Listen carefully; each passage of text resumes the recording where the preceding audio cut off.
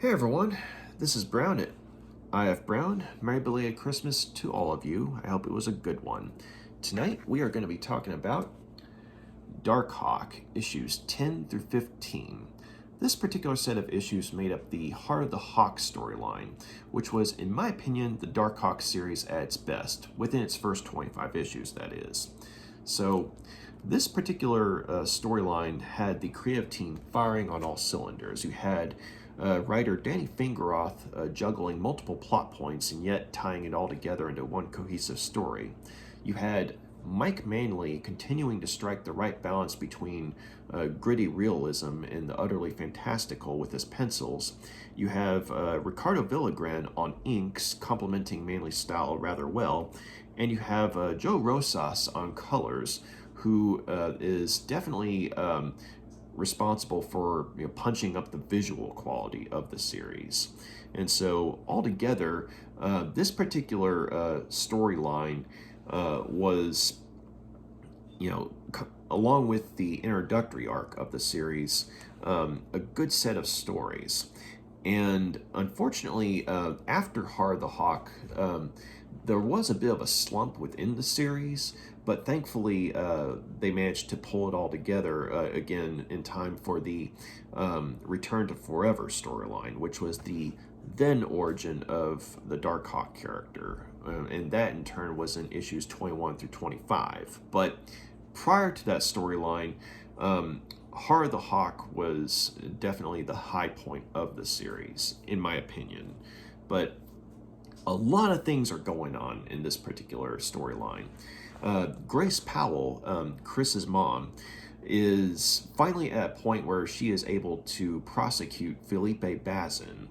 And Bazin has been responsible for no small amount of harm to her family. And so this is something that is definitely personal for her. And yet she has a legitimate case against him because she has a star witness, a former accountant of his who, since he was caught laundering money, made a deal with the DA to testify against Bazin.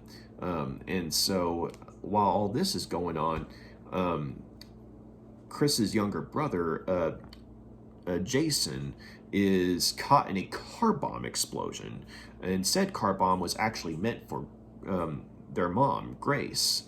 And Chris is thankfully able to get Jason out of the car after the initial explosion and away from the car when the gas tank fully goes.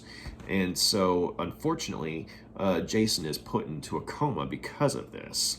And this definitely has a traumatizing effect on Grace and makes her job in prosecuting Felipe Bazin that much more difficult.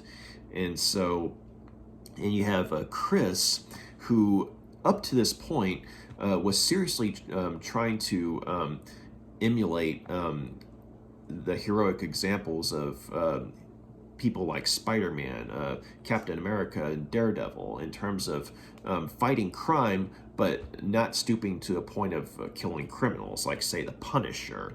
But once this happens, in his mind, all bets are off against Bazin. And so he has every intention of going after Bazin, even if he's in jail, and just straight up killing him. But as he's making his way to where Bazin's going to be after the trial, he comes across some criminals who, as he's apprehending them, he overhears them talking about a hit being put out on the star witness of Grace's case. And he learns that the hit's going to be at a certain safe house where some FBI agents have the witness in protective custody.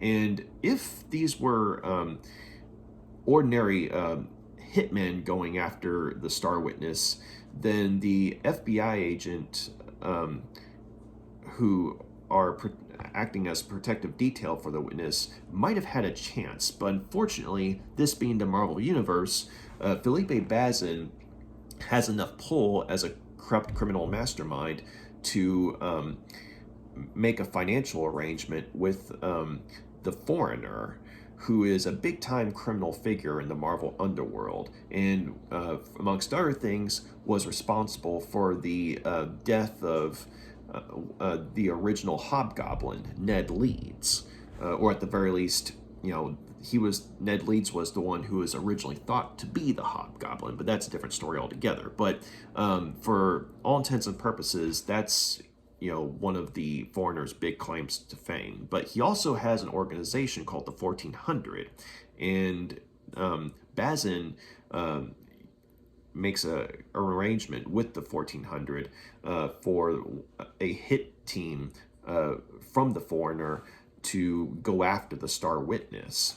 And so Chris, as Darkhawk, finds out about all this, and thankfully is able to get to the house before the hit squad is able to kill the witness. But unfortunately, one, all the FBI agents are killed by them, and two, even though he is able to defeat this hit squad, albeit through much difficulty, he finds out that the stress of the situation caused the witness to have a heart attack and die at the scene.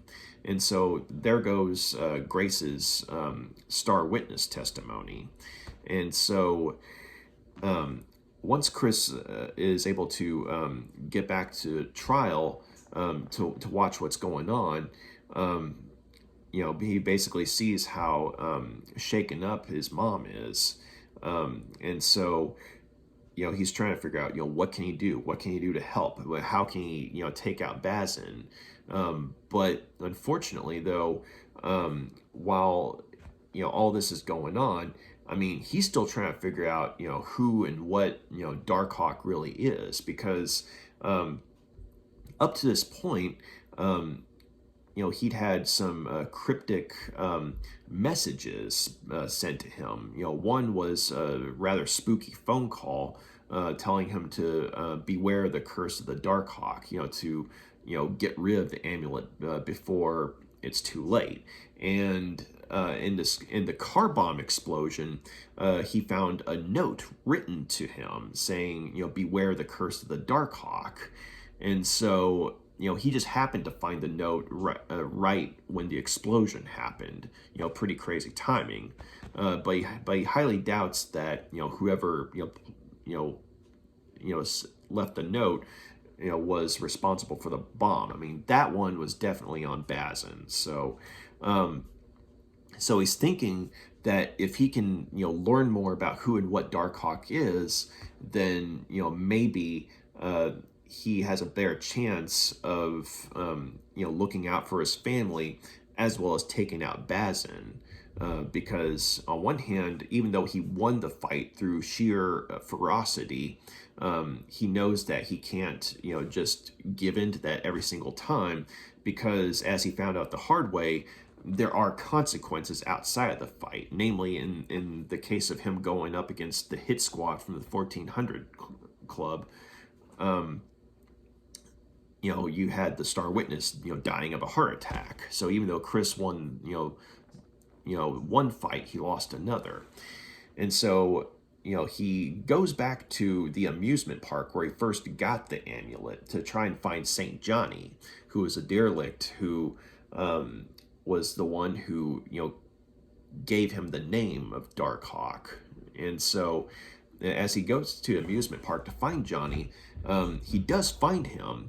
But unfortunately, St. Johnny is being brutally interrogated by a Spider-Man villain, namely Tombstone. And Tombstone is a very big albino muscular type, and very hard to kill. Not impossible to kill, but very difficult. And Darkhawk finds out the hard way just how tough Tombstone's skin is. And the two of them are mixing it up, and it just so happens that Tombstone was actually looking for Darkhawk, and that's why he was interrogating St. Johnny. But the reason he's going after Darkhawk is because he wants Darkhawk's amulet, because he's got his own personal vendetta going on in the criminal underworld, and he's trying to get to a point where he can get revenge, and everything he's heard about the one, the mysterious Darkhawk himself, as well as the amulet that's the source of his power. Yeah, everything it has been cryptic, but he knows that Darkhawk is a powerful individual, and he knows that the amulet's the key to it. And so he just wants to straight up, kill Darkhawk so he can, literally rip the amulet from Darkhawk's chest and, basically, take it to be, analyzed, and to where he himself can tap into the amulet's power and, go forward with his revenge scheme in the criminal underworld. And so, as the two of them, fight each other, Darkhawk initially is getting the crap beat out of him, but then he's actually saved by someone. And it's not St. Johnny, it's another mysterious figure. And this is a guy who is able to drive Tombstone away temporarily with some makeshift smoke bombs, and he gets Darkhawk away from the fight to where he can recover for a bit, and he introduces himself, but he's hiding in the shadows. But he's telling Darkhawk that he himself was the original inheritor of the Darkhawk amulet and the Darkhawk power. And he's telling him, what a curse it was and how it basically just destroyed his life, and it still is, and to a point where it's driving him insane. But it's like all he can do to hang on to his grasp of reality. But then he he notices that Chris is able to actually do some good with the Darkhawk power. And so he points out that, Chris must be a lot stronger than him. And so, unfortunately, he's, just when he's, giving with some information about, the Darkhawk amulet, namely that, after he initially tried to use its power for good and it backfired, he tried to destroy the amulet, but nothing he did could, even scratch it. And so, in desperation, he hid it in the fun house in the amusement park where Chris would later find it. And basically, the original owner of the amulet was hoping that, once the amusement park was destroyed, that the amulet would just be buried and forgotten about. But he didn't count on, Chris being there on one particular night, and so, or anyone being there and finding the amulet, by accident. And so, after he tells Chris about all this, he freezes up and panics and says he's already said too much, and he wishes Chris luck in his coming struggles, but he sincerely hopes that Chris can be a better Darkhawk than he was. And so as the guy vanishes into the shadows, Chris is able to turn back into Darkhawk, and any damage that he has been repaired at this point. But that's when Tombstone comes back for round 2, and Chris puts up a better fight as Darkhawk against Tombstone, but unfortunately, Tombstone is a lot more experienced when it comes to straight up dirty fighting. And so he gets to a point where he has Darkhawk at a disadvantage, and literally with his bare hands rips the amulet from Darkhawk's chest, which, basically it's like a mortal wound for him. And as he's got the amulet in his hands already, he's about to kill off Darkhawk, since he has no need for him specifically, as far as he knows. But before he can do that, Chris's life is saved again, but this time by St. Johnny, of all people. And so St. Johnny has somehow come to after being horrifically beaten up by Tombstone, but his hand turns into some sort of mechanical mixture of cybernetics and organics, and it becomes into some sort of weapon, like a blaster of some sort. And he manages to drive Tombstone away with the power of his blasts. But he's talking in a sort of stilted manner, as if like he's almost a zombie, saying you will not hurt him. But Tombstone at this point, he's got what he wanted, the amulet, and so he decides to flee from the scene, because he didn't count on Saint Johnny being whatever he was, and he doesn't want to push his luck. And besides, as the way he sees it, Darkhawk's literally had his heart ripped out, and he's not going to last long. So as he flees the scene to pursue his own researches into the amulet, Chris is asking St. Johnny what just happened. I mean, because on one hand, he's definitely mortally wounded and feeling it, but at the same time, he was flabbergasted at what just happened. He literally saw St. Johnny's hand turn into a weapon, and he's asking St. Johnny what the heck's going on, but Johnny suddenly goes back to like his own personality, and he's like, what are you talking about? I have no, I don't even know what just happened, but I can see you need help. And so he takes Chris into his underground lair and patches him up as best he can, with sort of like a makeshift bandages and what have you, and something to plug the hole in his chest. But in the meantime, Grace's case keeps going back and forth, because for every gain that she makes against Bazin, Bazin's team has basically two steps that throw her back, and so just back and forth. But finally, though, there's another witness that comes forward, and it's a very unexpected source. Bazin's own son testifies against him. But it turns out that this was actually something that was orchestrated by Bazin's daughter, Allegra. And she herself is not a good person, but at the same time, she's been seeing more and more of her father's dark side. Like she knew that her father was mixed up in the criminal underworld, but at the same time, she just didn't want to, pay attention to that side of, her family's life. But when she saw the news reports of Chris's brother being near fatally injured, she basically had a change of heart, and it wasn't easy for her. But she also sees just how evil her father has become, and so she realizes that if she testified, she has her own track record as far as misdemeanors and crimes and what have you, and plus she's regarded by many as a bit mentally unstable. So if she testified, she knows that the prosecution would basically turn everything around on her, and no one would believe her.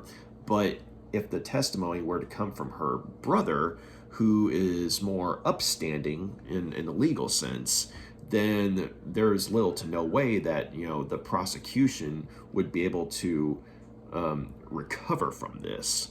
And so Grace gets help from a very unexpected source, but only Felipe Bazin is the one to know how this all came to be, because it's like he and Allegra at one point, when the guilty verdict is read, they sort of lock eyes, and that's when Bazin knows who put his son up to it. And so as his attorneys demanding demanding that the judge rule for a mistrial, that's when another crazy thing happens. A guy named Lennox, who was a private detective who was hired by Grace to look into the disappearance of her husband and the father of her children, Mike Powell, turns up in the Savage Steel armor at the trial, right after the guilty verdict's been read, and the prosecutor, I'm sorry, and the defense attorney is arguing for a mistrial. But right when that happens, Lennox bursts into the courtroom in the Savage Steel armor and tries to kill Bazin and his attorney. But at that point, though, Chris is able to make it into the courtroom, even though he's been, gravely injured. And he's not as powerful as, he was, because, he's losing, energy or whatever makes up, his body's constitution. And so, he does what he can to on one hand, hold off Savage Steel, but when he sees Bazin, getting away through an escape plan he had, namely he had some of his goons, come in with a helicopter, just on the off chance that there was a guilty verdict read for him. And so it just so happens that Savage Steel's attack on the courtroom resulted in an opening for Bazin's henchmen to come in and get him out of there. But at the same time, Mike finally comes out of hiding and goes after Bazin and ends up getting on the helicopter with him. And so, but prior to that, Chris, as he was trying to adjust to the fact that he wasn't as powerful as he needed to be, as well as the fact that he was probably dying, had tried to go out of his way to say goodbye to his family, namely his brothers, but he didn't want to shake up his mom anymore, even though his absence as Chris was definitely getting to her.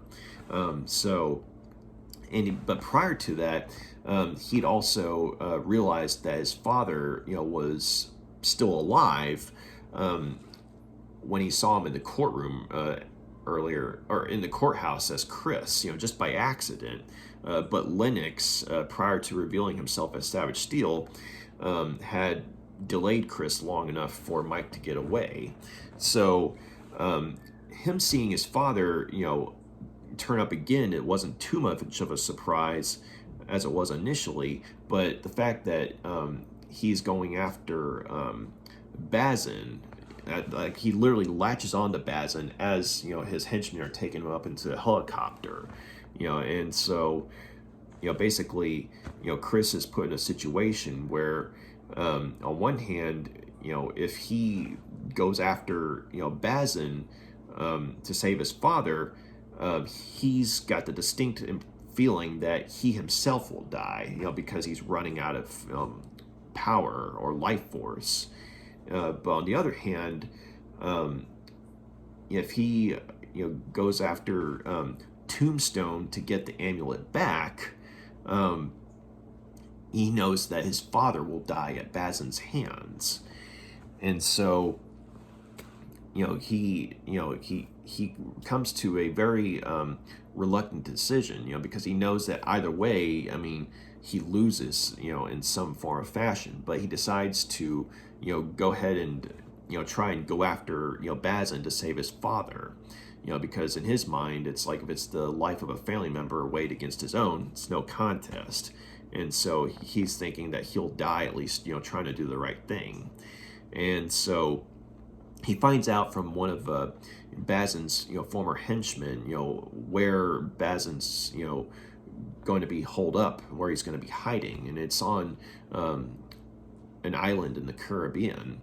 And so Chris, still as Darkhawk, because without the amulet he can't transform back into Chris, he makes his way to an airfield where Bazin's plane, or one of Bazin's planes is, and where some of his henchmen are loading up his storage supplies and possessions.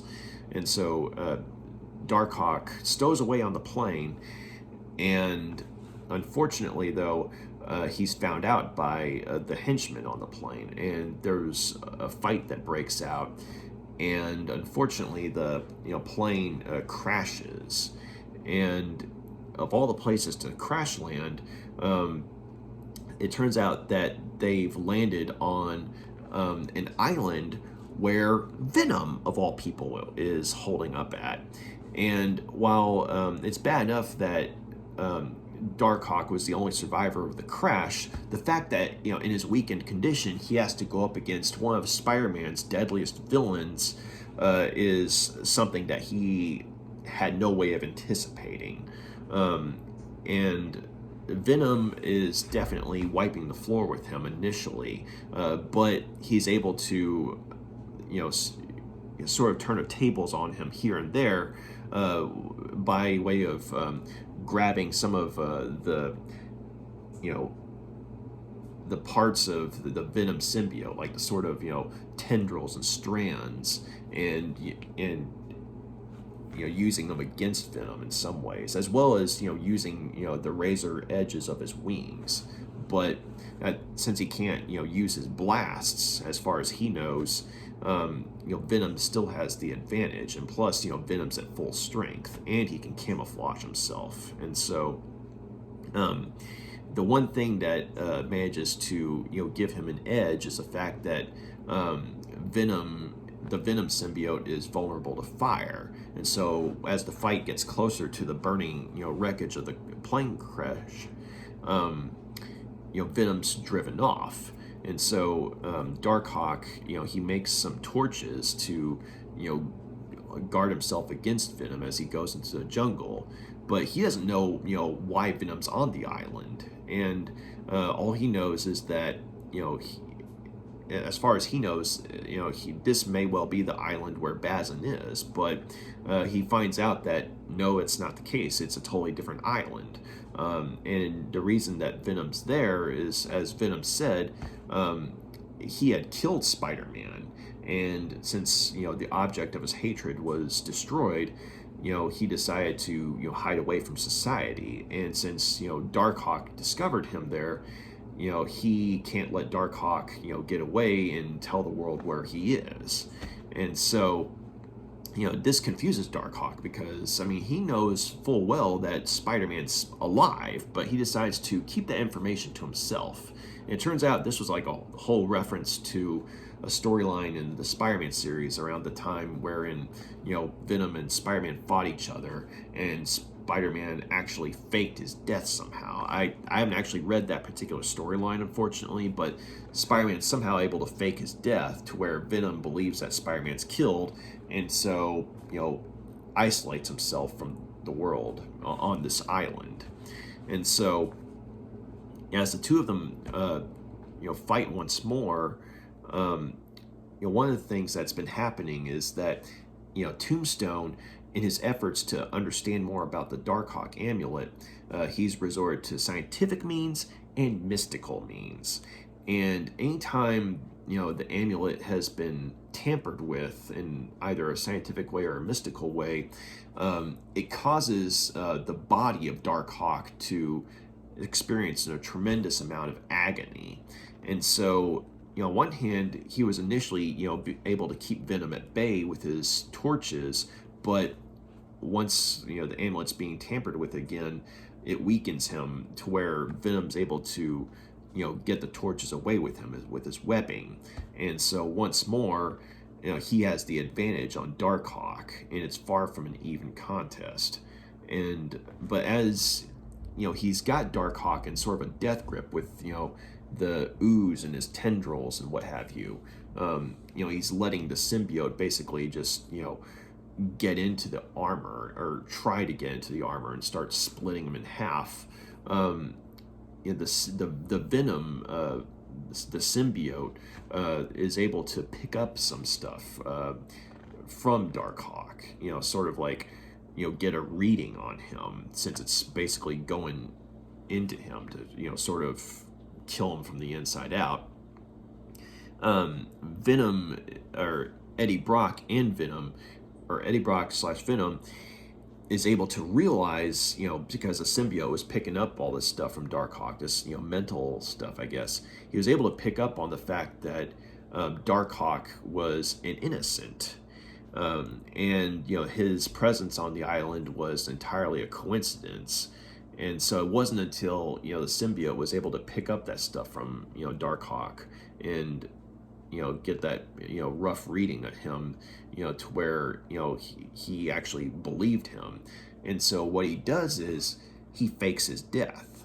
He makes Darkhawk believe that he's, mortally wounded him, to a point where his, heartbeat has stopped.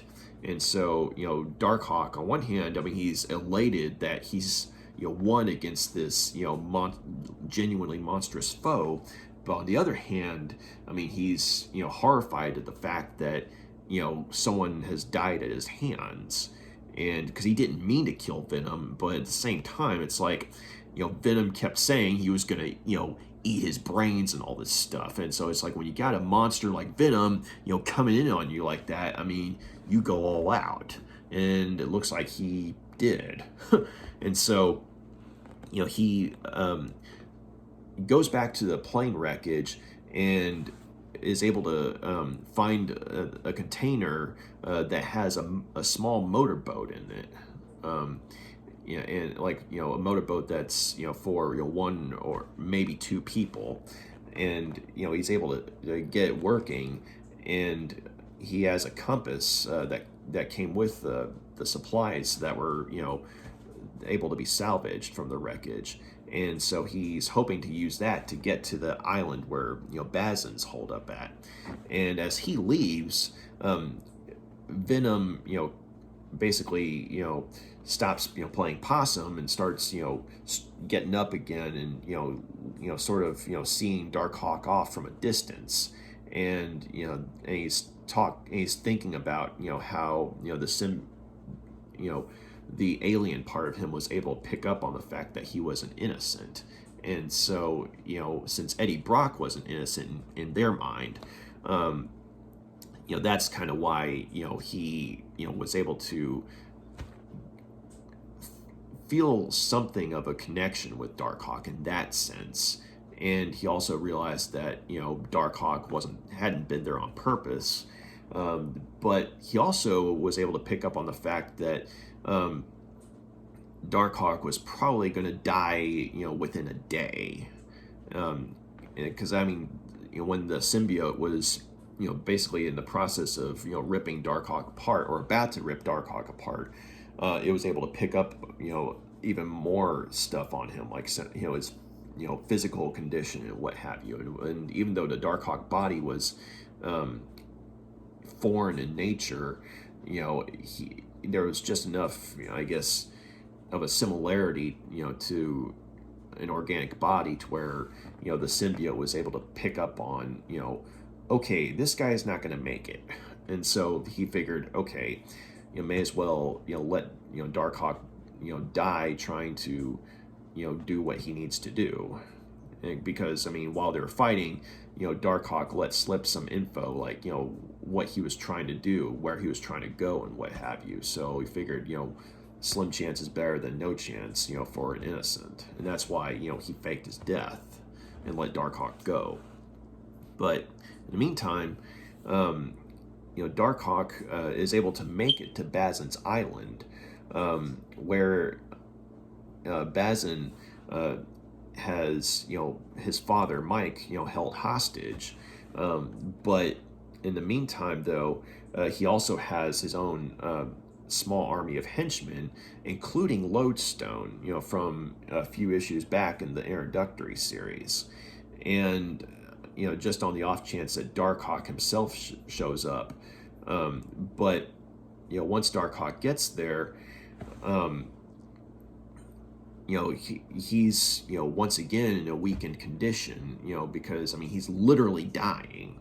But, he's able to, even though Lodestone initially has, the advantage of him, Darkhawk, basically, pushes through everything and manages to make a force blast come out of where the hole in his chest is, and it's just enough to take out Lodestone.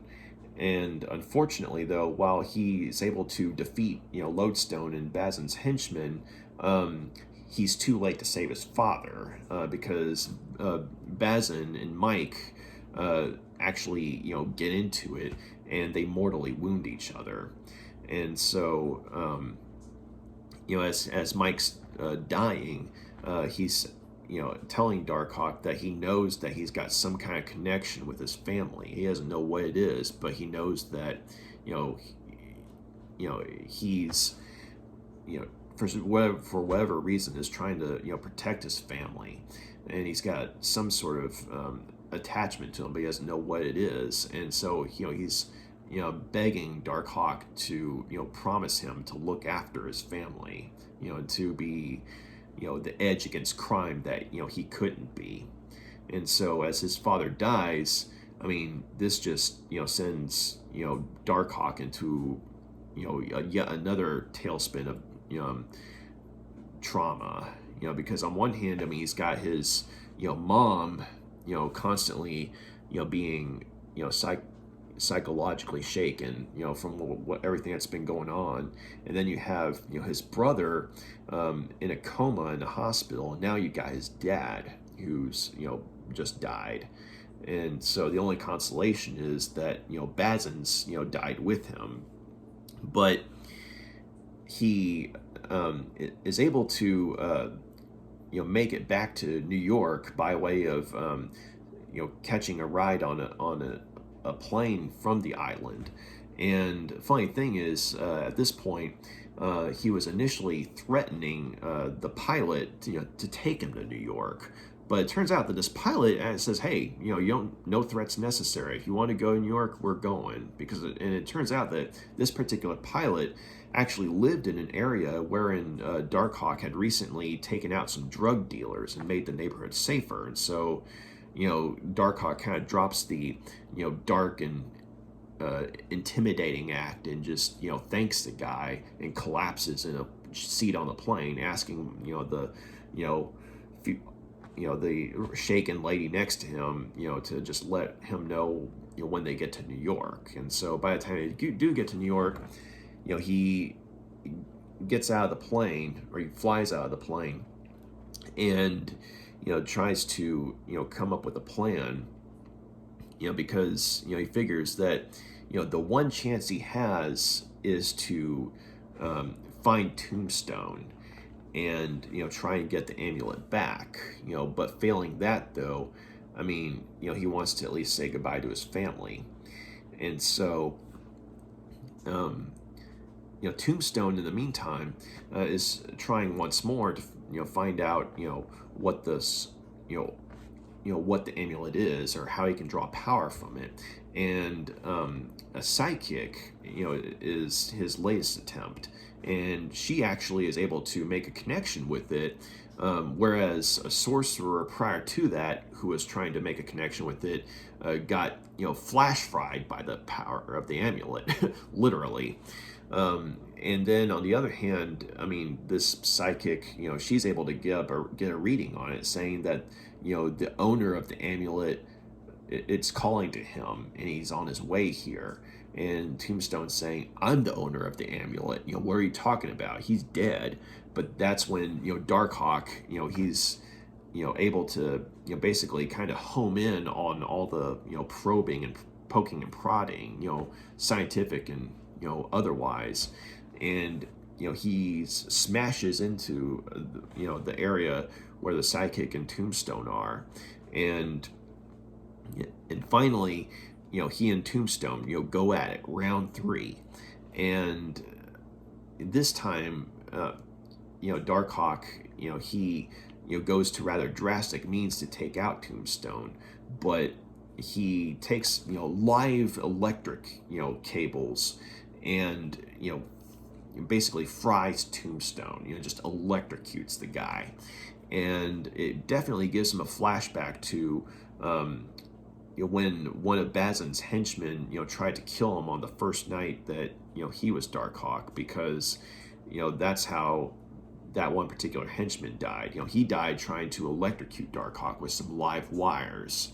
But, sort of history kind of repeats itself, except, Darkhawk kind of, figured that, these live wires wouldn't kill Tombstone, but at the very least they would incapacitate him. And thankfully, he was right. It was kind of a Hail Mary play, because, he knows that, as strong as his body is, Tombstone is just a tank and is be able to take anything he can throw at him. And trying to do a, force blast again, without his amulet, was near suicidal. And so,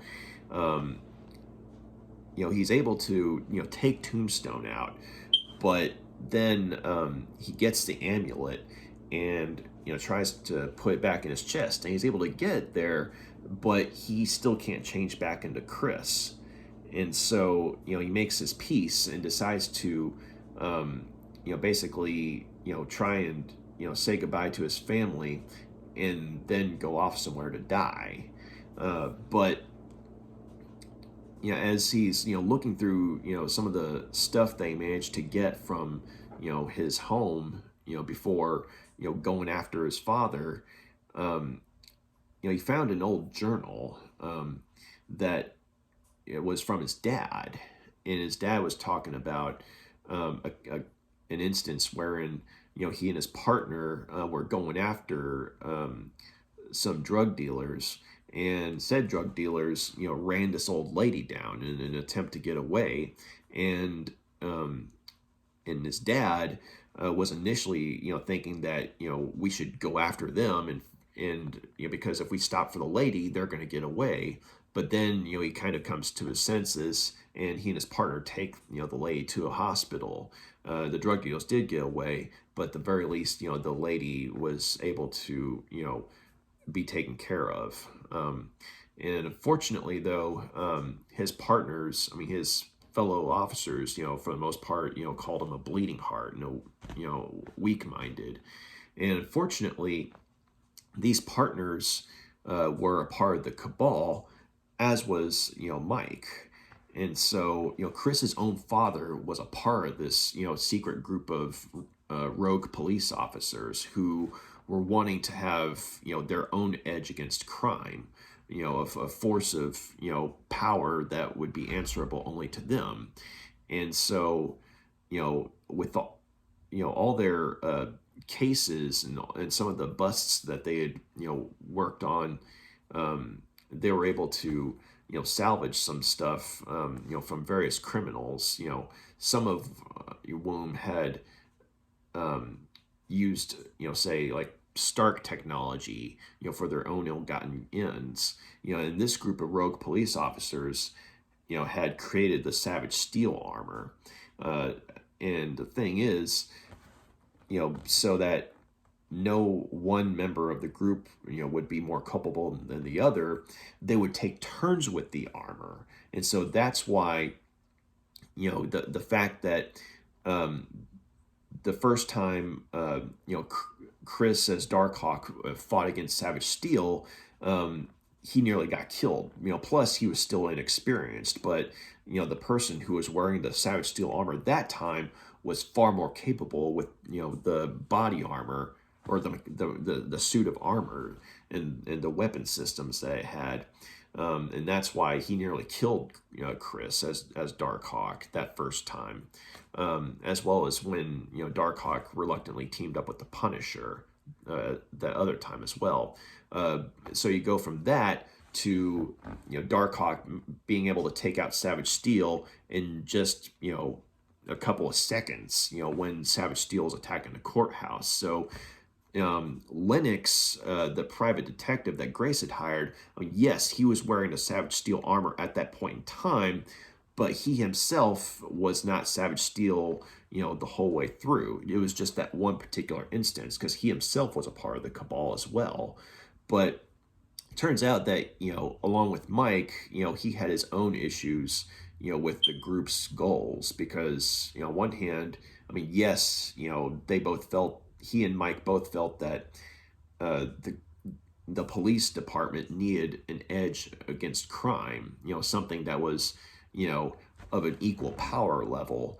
But on the other hand, they didn't believe in, trying to, become, I guess, the equivalent of, an evil punisher, or a group of evil punishers, which is kind of what the Cabal ended up becoming.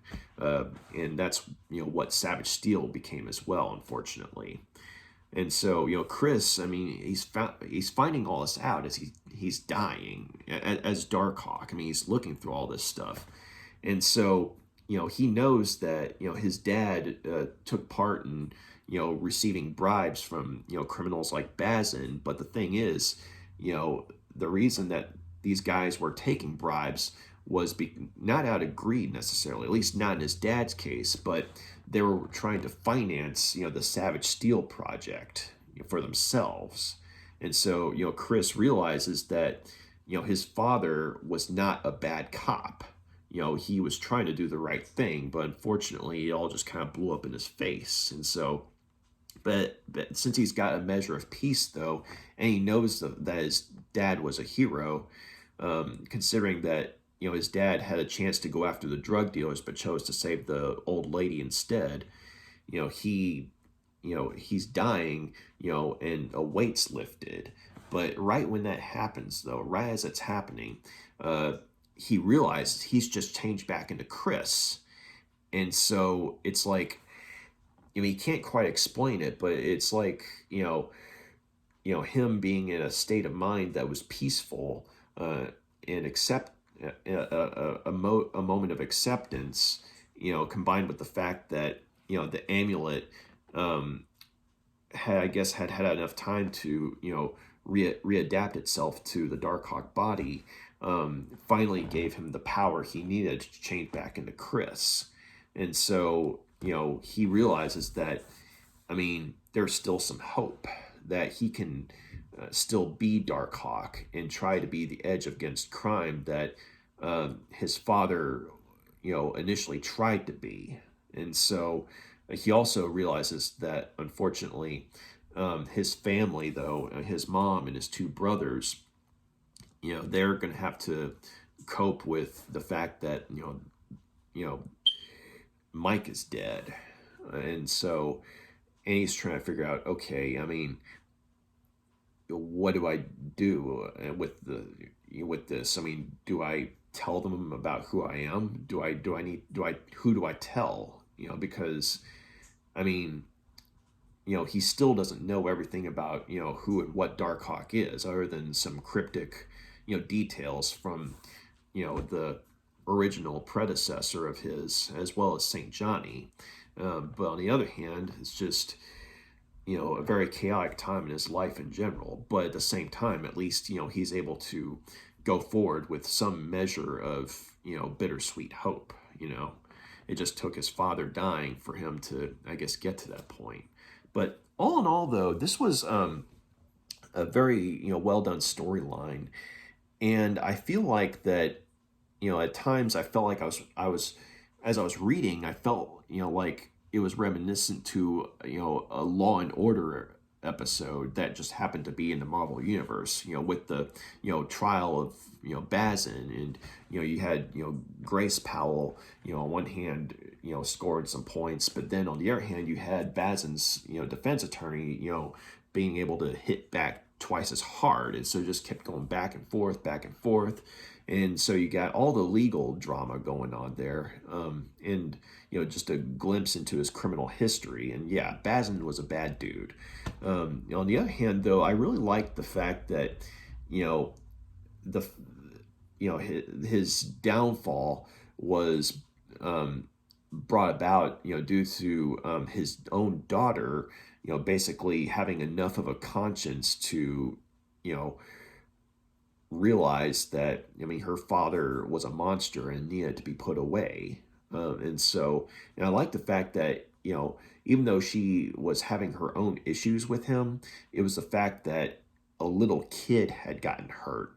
it's what made her switch sides. I mean, I'm not to a point where she's like, say, suddenly friends with everyone in Chris's camp, but to a point where at the very least she was willing to stand up and try and take down a monster. So I liked that aspect of it. I mean, and the interactions with between her and her father felt you know disturbing but believable at the same time. It's like finding out that a family member, or a loved one or something like that is not the good person they pretend to be. That kind of thing. And also, once again, I really appreciate the character of Grace Powell because. Going back to, like, say, the introductory arc and then going into this arc, I mean, you really see that. I mean, she's one of those a genuinely strong female character, in the sense that, like, she's not like super powered or anything like that, but at the same time, it's like no matter what hits she takes, no matter what danger her family's going through, she is able to pull it all together, even if just barely at times, and still manage to fight back against Bazin. And I like the fact that, I mean, you see just how much she cares about her family and what have you, but you also see just how shaken up she is. And so it's not like some examples today where if they throw in a quote unquote strong female character, it's someone who can do no wrong, and they never go through any sort of reversal of fortune or anything like that, or they don't go through any sort of cataclysmic event. They're never traumatized or shaken up. But Grace Powell definitely went through some shit, but she was able to come out a survivor. I mean, battered and shaken, so to speak, but a survivor, and she was the one left standing at the end of the day. And so even though her family is coping with tragedy, and the fact that her husband and the father of her children is dead, I mean, there's at least some hope in the sense that Chris, to her knowledge, is trying to make a point to once Jason has come out of his coma. It was around the same time Chris comes back after he's been missing for several days, or for a few days, and she sees that Chris is trying to make a point to be closer to the family, and she sees that Jason's out of his coma and out of danger, and just needs to recover, but he's gonna make it. He's gonna be okay. And she's got her son John as well, the other little brother. And so she has the family that she has. She's going to do everything she can for them. And then of course you have Chris. I mean, the stuff that he goes through. I mean, it's stuff that, I mean, imagine being just an ordinary teenager going through all this, and then throw in something from the Marvel universe, like the Darkhawk amulet, and being able to change into Darkhawk at will, and you're just learning about this power, and you're trying to find out who and what this alter ego of yours is, and then you find out that no matter how powerful you are, there's always someone even more powerful who can literally rip the heart from your chest. And so imagine going through that kind of trauma, plus the trauma of a criminal, mastermind, constantly, taking pot shots at your family, and it's just no wonder, Chris is particularly intense in this storyline. I mean, he's literally had the heart ripped out of his chest, and he's just, this whole time, it's just, I mean, it's like his mom. I mean, he powers through it. I mean, it nearly kills him, but at the end of the day, he's the one left standing, and he's the one who is able to try and go forward after all this. But all in all, though, just in terms of character development, I mean, I think that Grace and Chris, were the ones who benefited the most from it, as was Allegra Bazin. Because you definitely saw how complex of a character she was. She confused and everything, but at the same time, she does have a conscience. So I appreciated that, and also I liked the fact that we finally got an in-depth explanation as to who and what the Cabal really was, as well as the story with Savage Steel, and so. I thought it was nice to get some answers on that particular storyline, and also as far as Tombstone goes, he was actually a pretty good villain, as was Venom. I mean, they're both good villains in their own right, and I do think that in this particular instance, while I feel that Tombstone's motivation was kind of sketchy. I mean, he was definitely a nearly unstoppable threat for someone like Darkhawk, and I appreciate the fact that you had someone who was basically a one-man army going up against a newcomer like Darkhawk, and it was a very humbling moment for him. And also, as far as Venom goes, I mean, his characterization was kind of consistent with the stories that were going on with Spider-Man at the time. So I appreciate the fact that there was some consistency there, at least when it comes to Venom. I can't really say, whether Tombstone's characterization was consistent with what was going on, but I mean, for the purposes of the story he seemed rather, blunt and straightforward in his intents and goals. But at the same time, it was one of those things where, like, he knew that he had his limits as well, in the sense that, he had to resort to other people to try and understand what the amulet was. Like, he couldn't do it himself. And so it was interesting seeing him trying to go through all these other, avenues to try and understand, what the power of the amulet and what have you. But, on the other hand, though, as far as, say, like, a character like Felipe Bazin, you saw just how evil he was in this particular story arc.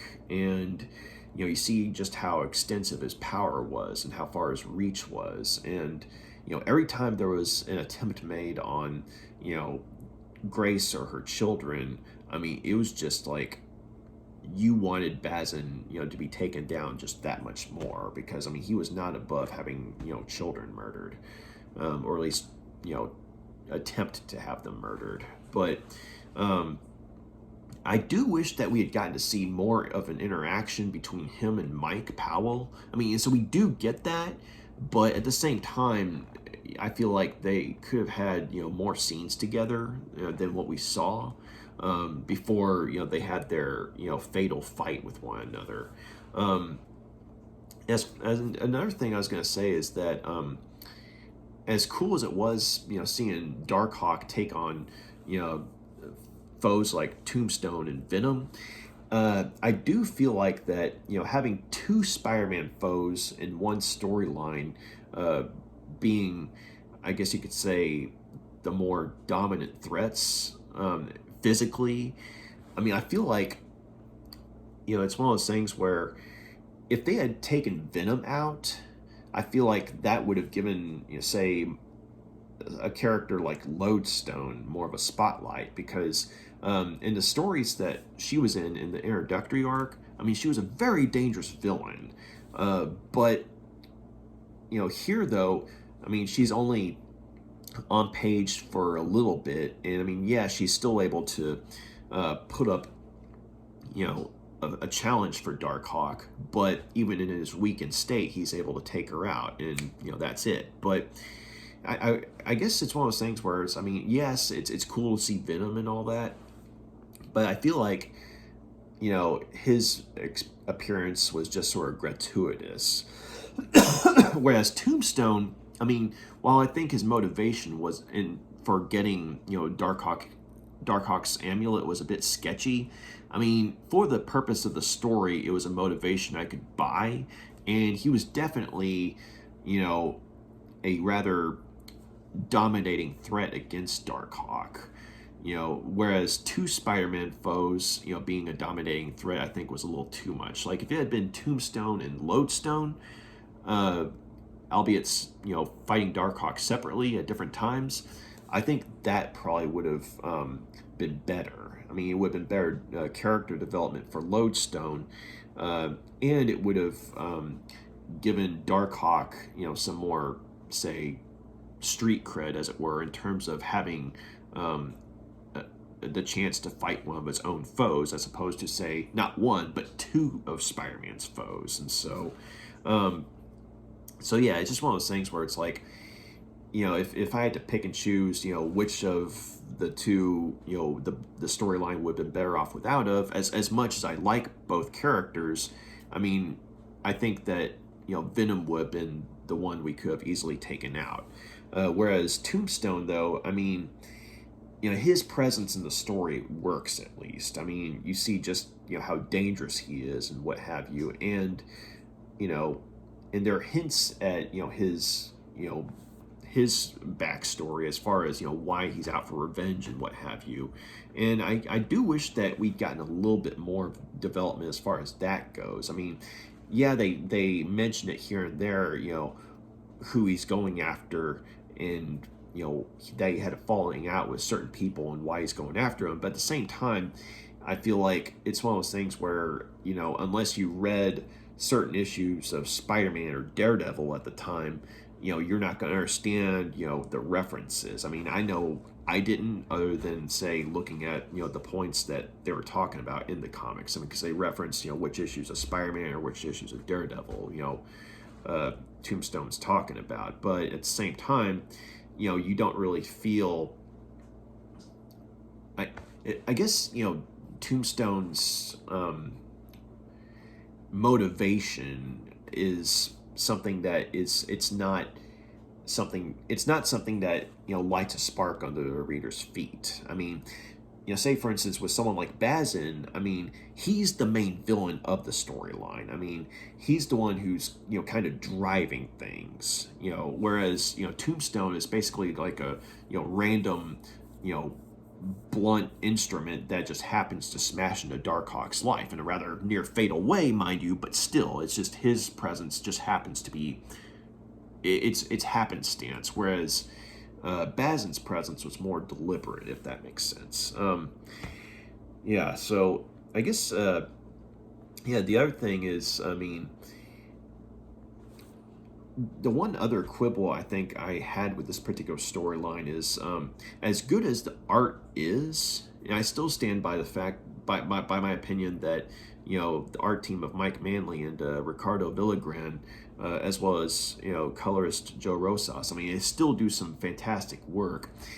There comes a point in the last chapter or two of the storyline, the artwork seems to take on a slightly more abstract tone.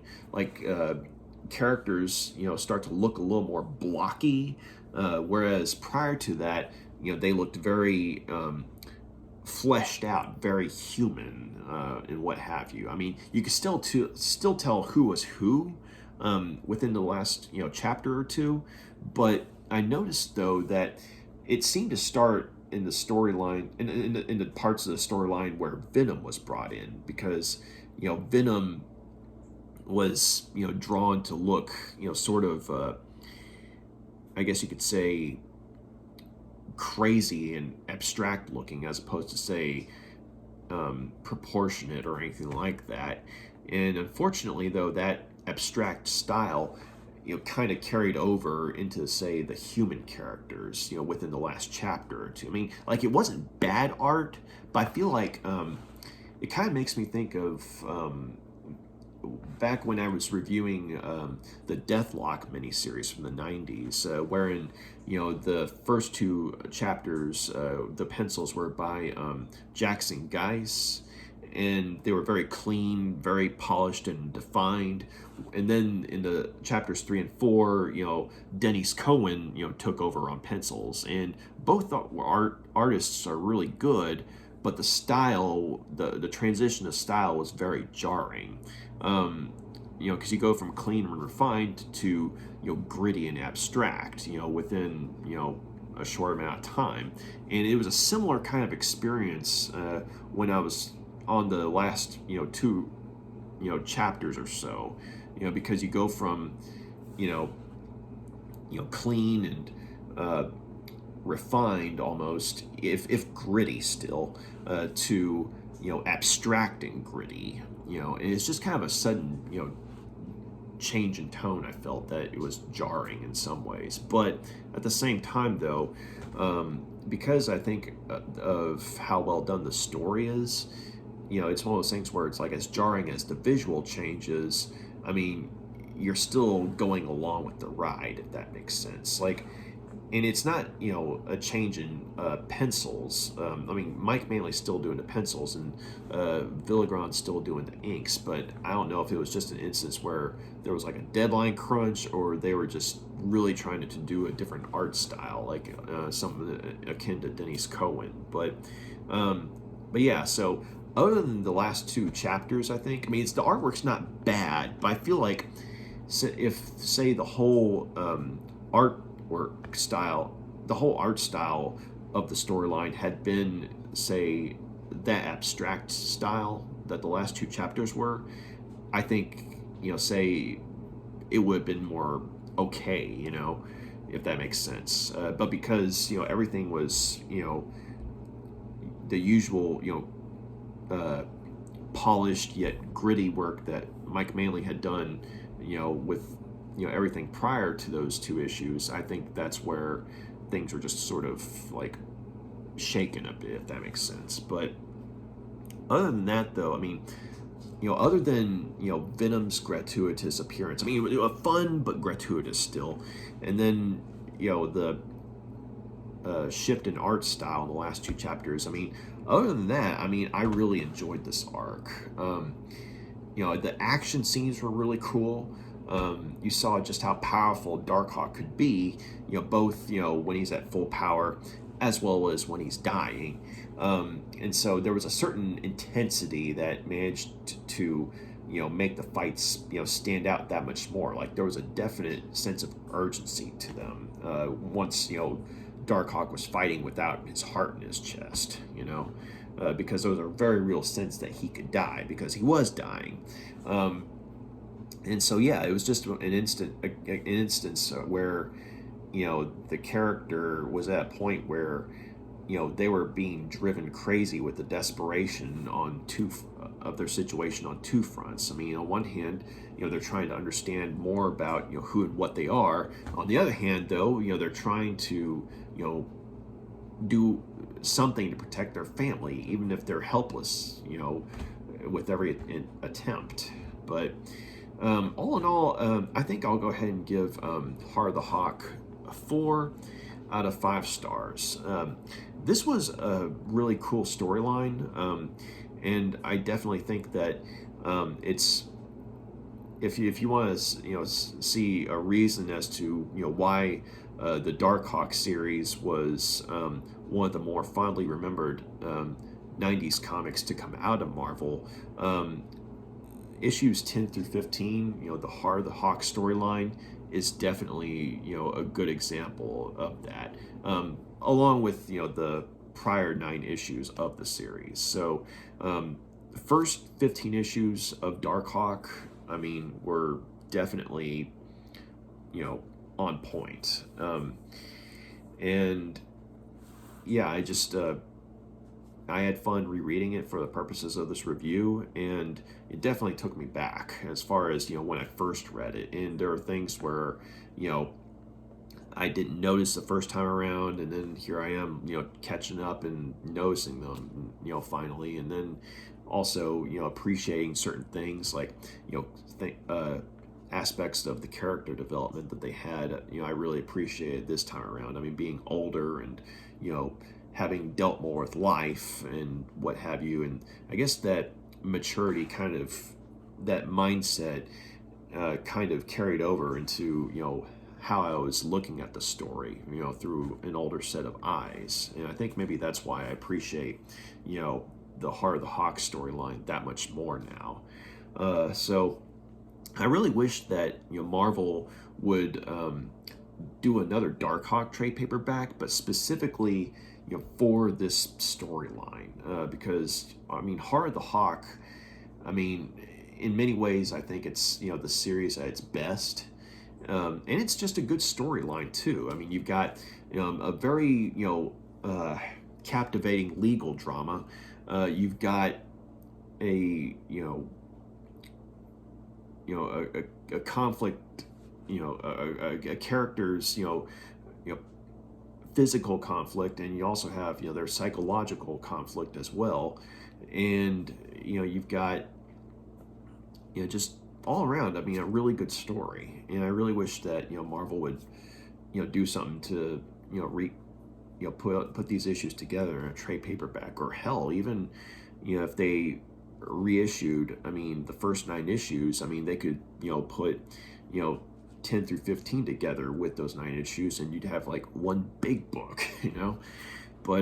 But so far, though, I mean, it's not available in trade paperback. The only thing that I think is available in trade paperback is the first 9 issues. And if you saw my first review, then you know that I thought that the trade paperback for those 9 issues was kind of substandard, because the coloring was flat and what have you, and it just wasn't as visually dynamic as it was, say, reading the individual issues themselves. But yeah, so if they did something like that, though, or just if they ever got around to releasing these in trade paperback, I mean, if they could, keep up the, say, the visual flair that the, coloring had within the original issues, I think it'd be a, very, captivating, trade paperback, visually speaking, and plus, I think it's just another good story for the Darkhawk character, and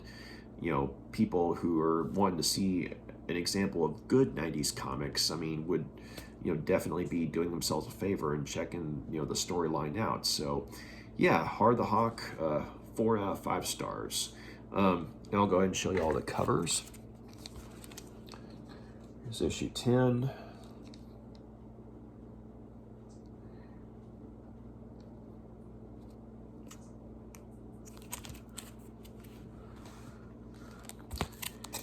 Issue 11. Yeah.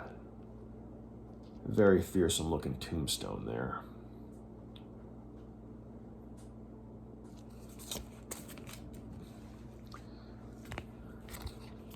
Number 12. And this is not the Tunnel of Love. I love that. I kind of like this cover. I mean, these two are definitely more, visually dynamic, I think. But this one's kind of reminiscent of, some of the cover art I saw on, the Spider-Man storyline, Craven's Last Hunt. I remember there was a one of the stories has, some cover art where, Venom, not Venom, Vermin, the villain Vermin, is facing off with Spider-Man in the sewers, and on the cover, it's kind of flip-flopped. Like here you got the villain right here, and you got the hero on the run, but on that Spider-Man cover, it's also in the sewers. Very nasty looking. You got rats and what have you, and so you have Vermin right here, growling and looking into the shadows of the tunnel, and you see, the outline of Spider-Man's black costume, like, the spider outline and the eyes and what have you. And of course, in that storyline, it's actually Craven as Spider-Man, facing off with Vermin. So, I mean, I'm wondering if Mike Manley, when he did this cover, if he, used that for inspiration. But it definitely looks like it, though. So yeah, this is issue 12.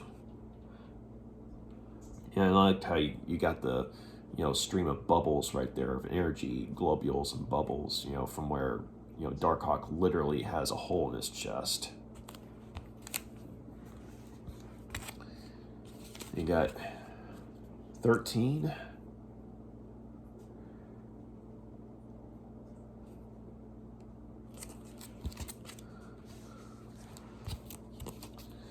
$14.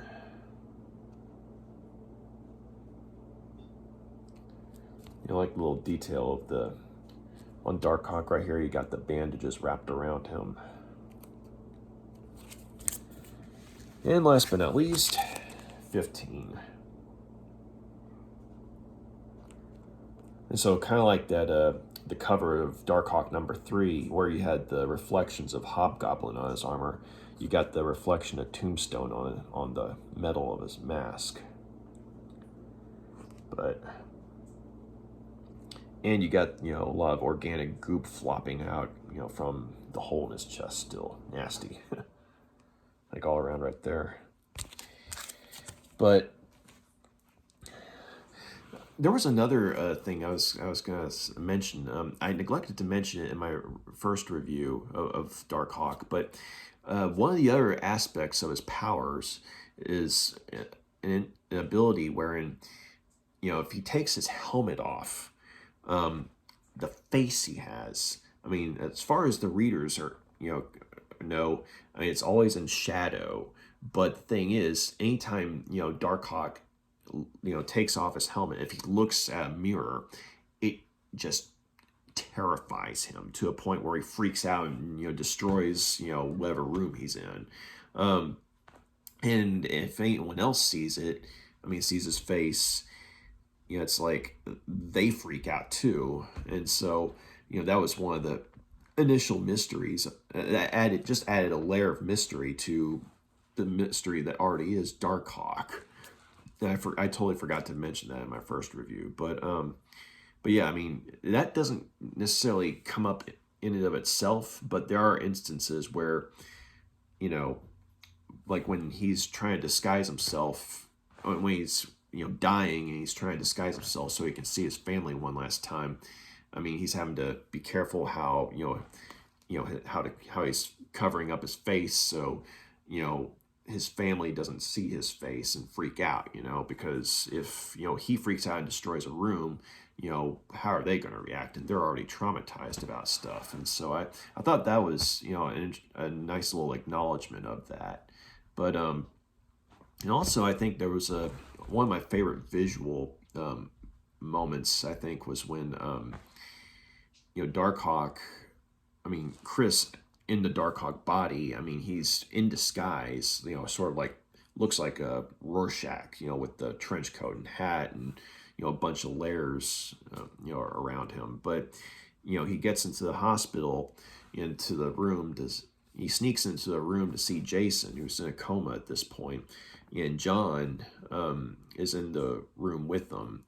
And, he initially freaks out thinking that, it's someone who's come to kill, Jason, because it happened earlier. But, the two of them, they talk, and, Chris is, pretending that, he's telling, John that he's got the flu, and that's why his voice sounds so strange. But, he's covered that, and that's why he's covered up too. He doesn't want to get anyone sick, but at the same time, he wanted to, be there for Jason if he could, and for John.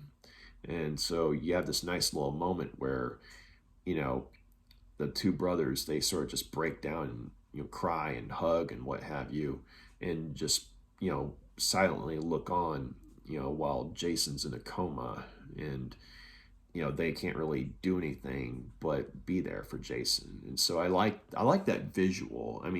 Because, it's Darkhawk in disguise, and he's dying, but at the same time, he's being as strong as he can be under the circumstances, for both of his brothers, for the one who's in a coma, and for the one who's,